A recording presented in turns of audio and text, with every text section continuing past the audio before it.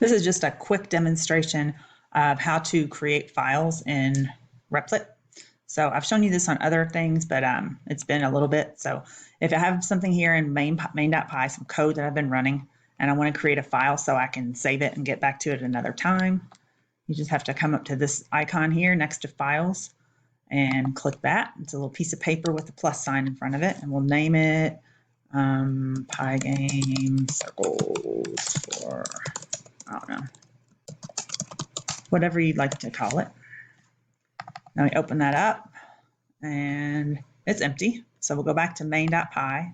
We're just going to copy this, all the code from there, and save it. So I'm going to use Control A to select everything, Control C to copy, and I'm going to go into my new file that I've created and Control V to paste. And then when you have that saved, so the next time you want to,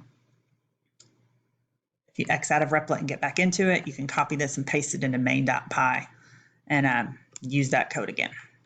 That's it.